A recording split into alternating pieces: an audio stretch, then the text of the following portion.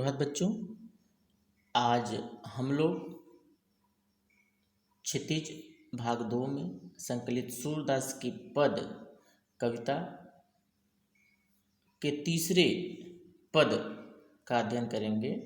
इसके पहले सूरदास का संक्षिप्त परिचय और उसके पहले पद और दूसरे पद का भावार्थ स्पष्ट किया गया। पहले पद में आप लोग देख सकते हैं किस तरह उद्धव और गोपियों के बीच संवाद में गोपियाँ उद्धव को विभिन्न प्रकार के उदाहरणों के माध्यम से उन पर व्यंग्य करती हैं। उन्हें पुरैन पात और तेल की गागरी जैसे उपमानों से उन्हें उदाहरणों के द्वारा उन पर व्यंग्य करती हैं। और दूसरे पद में भी आप लोग देख सकते हैं कि किस तरह उसके बाद जो दूसरा पद है उसमें गोपियाँ उद्धव के उस संदेश को कह रही हैं कि तो हमारे उस विरह की अग्नि को जलाने वाली हैं, और इस तरह के तमाम बातों से उद्धव को निरुत्तर करती हैं। इसी क्रम में वो और भी अपने मन की उन भावनाओं को अव्यक्त करती हुई तीसरे पद में कहती हैं, क्या कह रही हैं, यह भी कहीं न कहीं उद्धव को ज्ञान योग का जो संदेश वो दे रहे हैं उनके सवालों का वह जवाब किस अंदाज में देती हैं, यह इस पद तीसरे पद में हम लोग पढ़ेंगे। तो पहले इसका हम लोग सस्वर वाचन करते हैं। हमारे हरि हारिल की लकरी मन क्रम बचन नंद नंदन उर यह दृढ़ करी पकड़ी जागत सोवत स्वप्न दिवस निसी कान कान जकरी सुनत जोग लागत है ऐसो ज्यों करुई ककरी सु तो व्याधि हमको ले आए देख सुनी न करी यह तो सूर तिनहि ले सौंपो जिनके मन चकरी। अर्थ यहाँ हरि मतलब श्री कृष्ण है, हारिल एक पक्षी है, नंद नंदन मतलब नंद मतलब वही नंद, नंदन मतलब बेटे, नंद के बेटे श्री कृष्ण, उर मतलब होता है हृदय, जकरी मतलब यहाँ रटती रहती हैं, करुई मतलब कड़वी, ककरी मतलब ककड़ी, जो ककड़ी होती है वो कड़वी होती है बहुत सारी, तो उसमें वो कड़वी ककड़ी की बात यहाँ पर करती हैं। आएगा तो उसका भावार्थ स्पष्ट किया जाएगा।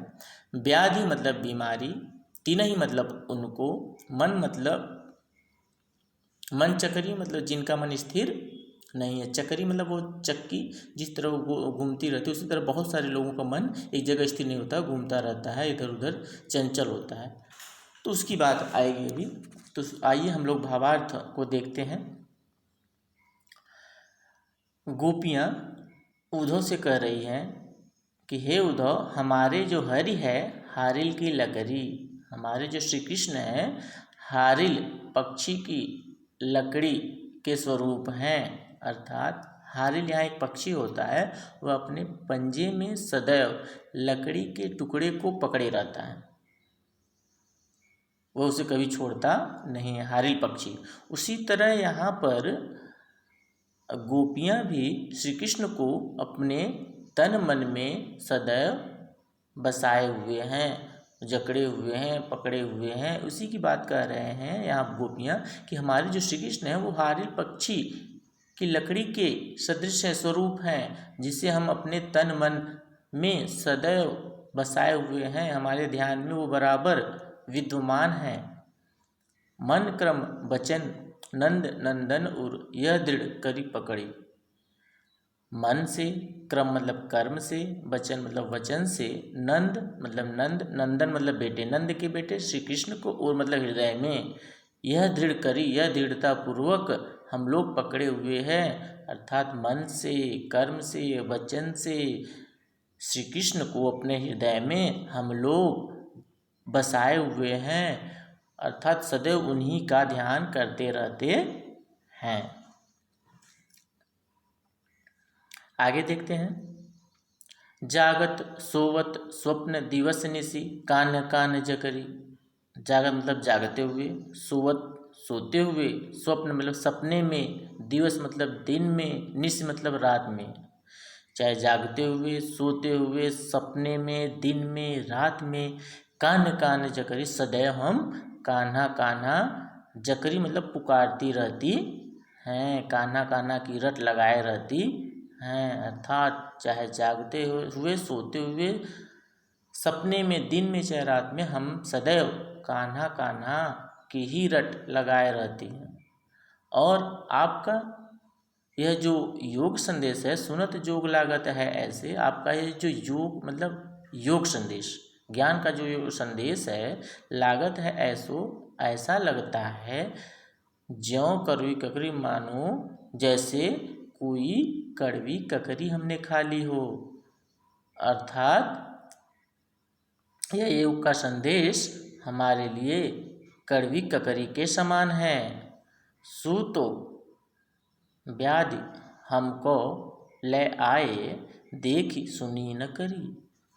और आपने, व्याधि मतलब यह रोग या बीमारी, हमको ले आए, यह जो ज्ञान का आप संदेश लेकर आए हैं, यह हमारे लिए एक बीमारी के समान है, रोग के समान है जो आप लेकर आए हैं, जिसे हम लोगों ने न देखा है, न सुना है, न भोगा है। करी मतलब भोगना, अर्थात कभी अपने जीवन में इसको आत्मसात नहीं कर पाए हैं इस योग संदेश को।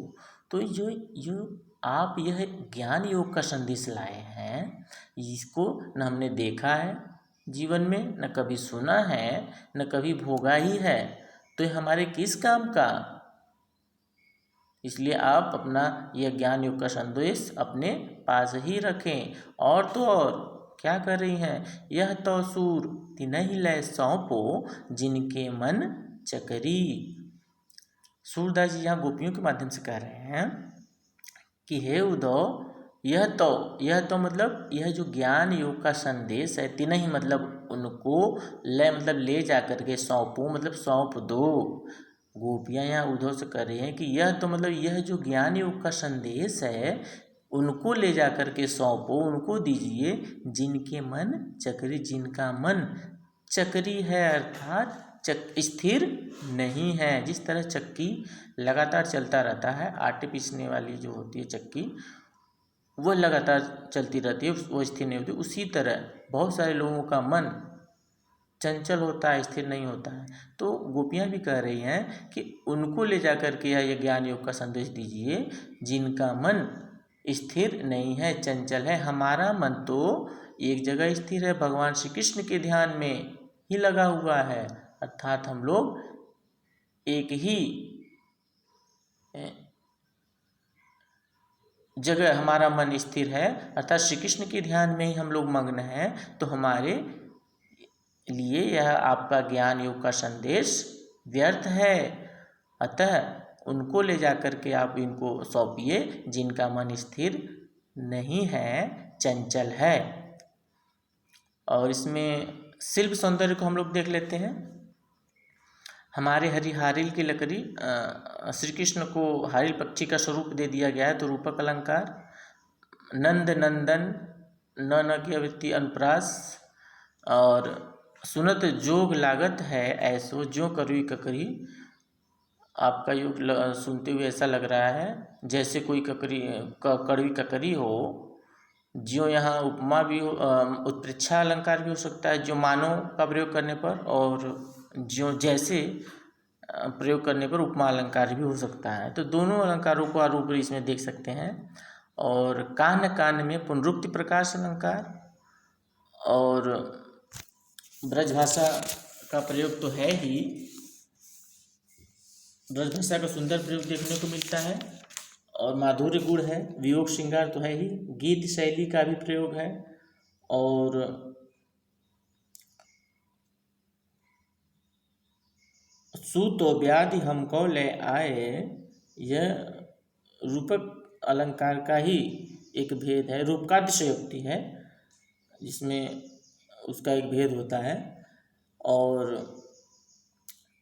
जोग का मतलब जान ही रहे हैं, योग ज्ञान योग की बात कर रहे हैं। तो आज के लिए बस इतना ही। अगले वीडियो में सूरदास के पद जो शीर्षक कविता है, इसके चौथे पद का भावार्थ स्पष्ट करते हुए इसका प्रश्न अभ्यास पर कराया जाएगा। धन्यवाद एवं शुभ दिवस।